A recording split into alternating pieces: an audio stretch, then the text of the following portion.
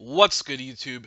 You know who it is. It's your boy, Neon Diamond 101, back again talking about Degrassi Next Class, Season 3, Episode 4, hashtag Picks or Didn't Happen. As always, I talk about each storyline separately, so let's get on into this. Although Rasha's storyline wasn't the biggest one this episode, it was still very interesting. Now, she's reading for the part of Hero, and Miles laughs, and I'm wondering, I'm like, what? Because it looks like she's doing a pretty good job and she keeps on doing the part, and she's getting really emotional, and we see like Miles smile, and then when she's done, he's like, okay, well, good job, whatever. And so Rosh is like excited about it, talking to Goldie about it. Zoe overhears it, and she's like, Hero's a boy. And Rosh is like, oh, a boy liking a boy. And she's kind of confused because she assumed it was a girl, even though Rasha, I think Rasha doesn't really care about like stuff like that. She really doesn't care, as we saw with the whole thing with when she clashed with Goldie about being a Muslim and what you believe in. Anyway, so in the hallway, Rasha confronts Miles and she's like, "Hey, you told me that this part. Why didn't you tell me that this part was for a boy? And you embarrassed me, and I didn't come from Syria to have someone think I'm an idiot or whatever."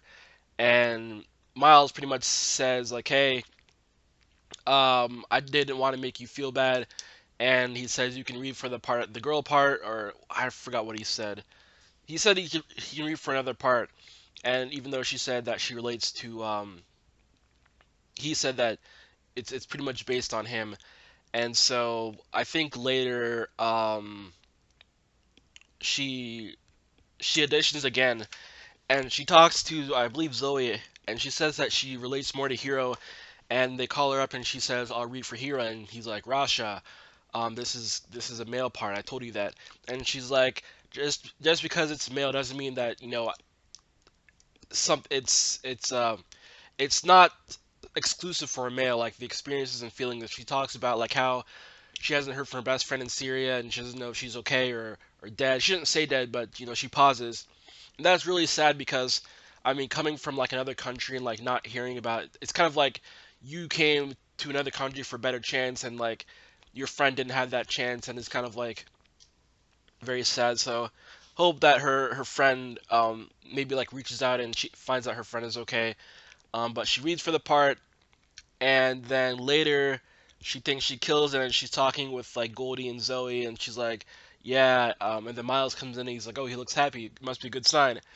And then he says that I took what you said, whatever she said about like it's about her relating to her experiences, and he says I will play Hero, and then he says but she can play Coma Boy, and then he leaves, and then I'm thinking like Rasha's gonna be like upset, like dang it, but she's actually really happy, and I think Zoe thought she's gonna be pissed off, and they have a like hugging moment, and then it was kind of weird because Zoe's kind of like awkward, and she's like, oh, sorry, personal space, and Rasha's like, I don't mind, and then Zoe asks her out for coffee, which is nice, and ironically enough. Rasha, this is her first season, and I feel like there's so much more to her, and she's more likable than Goldie. I don't know why. Like, maybe it's because in the past we've gotten bits and pieces of Goldie, but like for Rasha, I feel like even though there's still more to come, like we know who she is. Like she's a refugee, and she's not your quote unquote stereotypical like Muslim. If that makes sense. I'm not trying to offend anyone, but she's more liberal, I guess, and um, I don't know. Like I really enjoy Rasha's character. She seems like very laid back, and I also like the actress who plays her. Don't know her name. But anyways, let's talk about Frankie. Um, Frankie's storyline. She's in the car with Jonah. He's teaching her to drive. Now, if you guys don't know, if you're new to my channel, I hate Jonah. I hate Guyliner. It, it's like a love hate thing where I love to hate him. I don't like really like hate him like I wish him harm, but this dude and don't get me wrong, I find my hate for him humorous, so don't think I'm like I hate you, Jonah. But I really do hate Jonah. In a humorous like TV show way, not like a I wish your character would die off kind of way. Um, I mean, when him coming into the show, he was kind of like this mysterious person, kind of like the Eli type, where he's like kind of like you think he's like the goth, like punk rock, kind of guy, and you know, with Drew and Becky dating, and then I mean, let's be honest, like, sorry, a little tangent here. I go on these tangents. Sorry, you know, as messed up as Drew was for dating his dead brother's girlfriend, I think Drew and Becky they worked in my opinion. So when Becky's like, "Oh, Jonah's gay," or "We're just friends," and then they end up together, I'm just like, "Whoa, what?" And so him messing that up really irked me. And then the fact that Winston, who I also like, so here's the thing: two characters I like Drew Torres and Winston Chu, and Guyliner swoops in out of nowhere and like he gets with Becky, he gets with Frankie. Who's next? Because I'm like, what? And like we get, I think also why I hate him is because the writers really haven't given us like a full Jonah storyline. They've given us like Jonah and Frankie, Jonah and the band, Jonah this or that. But we know like he has like a drug past and he was in a gang and he loves music. So we'll see. Maybe we'll have a Guyliner storyline without like Frankie in it. But anyways, so after the lesson, they're just talking back and forth, a little banter, their chemistry. They got some chemistry, but whatever. He gets a text from Grace. He laughs, and Frankie like tickles him, and I think he says something about, "Oh, you need a warrant to like see this phone," and she like tickles him like jokingly, and she tries to get the phone, and he's like freaks out like, "Hey, Frankie," and I'm like, ding ding ding, like immediately like light bulbs go off, and I'm like, he's hiding something. Why are you so freaked out about your phone? Like, hey, you don't have to give her your phone, but his reaction really like set something off my mind. Like, okay, this is weird. And Frankie's face changes completely. By the way, I think Sarah Waisglass, I'm not sure if I'm saying her last name right, the actress who plays Frankie, I think she's actually a really good actress. She probably one of the better ones. Her facial expressions, and she's just very natural. Anyways, so Frankie confides in Lola and Shay. Obviously, she asks if girls and boys can be friends. And at the same time, Shay and Lola answer. Lola says no. Shay says yes. And I wonder if that is foreshadowing because Lola and Miles are friends, and boys can't be friends with the girls apparently. Although I think I'm not sure if it's Shay who brings it up. She says, you know, you're friends with Hunter, Baz, and VJ, and she's like, Hunter has a girlfriend, um, VJ is gay, and Baz is Baz. And so she's like, what does that mean? She's like, I'm out of his league. So that was funny. Hey, Baz can't get a break.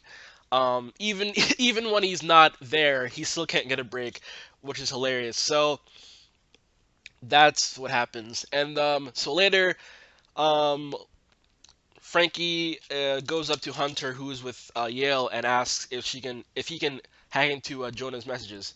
And I'm like, well, it's not like he kind of is on thin ice with everything he did with the swatting and everything he's done. But he's like, yeah, because of my court order, I can't. But he says if he ever logs into our Wi-Fi, maybe because I use the keylogger, um, to read like the doc emails from or something like that. Pretty much, he hacked into his mom's email to read the doctor correspondence, and pretty much, keylogger is just something you install, and whoever, if you like log into like your email or Facebook or whatever, it saves that history. So yeah, little lesson there for a retired hacker. Actually, no, yeah, never mind. Enough of that. Enough of that. I've never done anything to the extent of Hunter, but back in my old naive high school days, I may or may not have been a vigilante hacker. Enough of that. Anyways, so Yale's pretty much like she's pretty much saying, hey, you know, it's wrong to do that. Do you trust Jonah? And Frankie's like, yeah, and then she's just like, well, you don't have anything to worry about. And so Spencer pretty much Spencer. I'm gonna keep doing that. Spencer is the actor who plays Hunter. I'm gonna keep doing that. Hunter texts the password to Frankie, and then she leaves. And then like she's in the car before like her driving exam, and she like texts something to Jonah, and like he's about to text back, and then like it stops. Then you can see like she's conflicted, and then she goes into his messages, his face range, and he sees a message from Grace saying, "Is she your girlfriend or a puppy?" And Jonah says she's just mature. So then Lola mentions it and says, when guys say mature, they mean this. She passes a condom to her. For some reason, I thought they'd had sex, but I guess it was just my assumption. I mean, they've made out a lot, but they haven't had sex. Um, so yeah, like Frankie pretty much says like she's thought about it, but Lola says like it seems like you're not ready, which is cool. Like don't force yourself. Um, and pretty much like Frankie, it feels like Frankie like wants like use sex to, like bring them together. That never works in TV or real life. So she goes outside to Jonah, who's with Grace, and she just surprises him with like some band tickets. He's really happy about it and surprised that she knows about the band, but he says he can't because he has practice. And then later in the hallway, she's talking to Lola, um, looking like she's about to like bawl her eyes out. And so Jonah says, "Hey, I've been stressed, but I really care about you." And then she says, "Even if I'm mature," he's like, "I care about you. I like you the way you are." They make up, and then Frankie asks for a condom, and then Lola like rolls her eyes, and it looks like she's about to walk away, but she grabs a condom for her, and I'm like, "What? What? I don't get Frankie. Like, I feel like the closest, if I can make a comparison, if I may do so of my own video, a comparison is like kind of like Allie and Frankie. Both are very smart, but both like keep going downhill with guys. And I don't think anyone can steal Allie's medal because Allie, as much as I enjoy Allie's character, and even I really enjoyed Allie's character in the very beginning, like her getting with Johnny in that thing, because that was very like interesting. That was like the beginning of Allie, and then it was kind of like a repeat of every mistake she's ever made. Um, but it seems like Frankie, like kind of like with Winston, like she's very invested in these relationships, and she like there's nothing else that matters. So I don't know. I mean, I get it. You know, guys, girls, they get stressed sometimes when they think you're cheating or not. But I don't know, Frankie. Yeah, whatever. I don't know what's gonna happen, but I do predict that maybe Jonah and Grace might get together because that's kind of been hinted. So the last storyline and the biggest of the episode is we have Maya playing piano in the beginning, and pretty much her mom says, "Hey, go to sleep. You have this Soul Cal art, I believe, interview or whatever tomorrow." And then while she's playing piano, she gets a text of Tristan in the hospital. And then pretty much she stays up all night watching all of these like tragic events, like a boat crash and I forgot what else. And then she sees someone hang herself. I'm like, wow, what's going on? So in school, she talks to Grace. She's talking to Grace, and then some Syrian kid, I believe his name is Saad, takes a picture. She confronts him, and she goes through his photos because she thinks he's like a creep, whatever. And she looks through and she sees like some war zone, and he tells her about Syria and what happened when they came and changed stuff. I assume he's talking about ISIS because that's what Rasha mentioned, I believe. And so she opens up about losing Cam and then also Adam, and then she goes inside the bus and she talks about Tristan, being um, in the hospital and her being here, and it feels like she has like survivor's guilt. And now we kind of know, like, I really enjoy this storyline, especially because we really know what's going on with Maya, and it almost seems like Maya's like a completely different person. Like we know Maya has kind of gone through like some changes. Like she's gone through different changes, but I feel like for the first time, and also because she has no glasses, but besides that, like Maya seems a lot more different, and maybe this might sound weird, but I feel like she's more mature. Like in some ways, like some tragic events like really open your eyes to like the world, and you see things differently, and we can clearly see that. And she talks about how Tristan looked when the crash, and she does a pose, and then he takes the picture, and then I mean it's just crazy how like she's so affected by this, and she's just like really like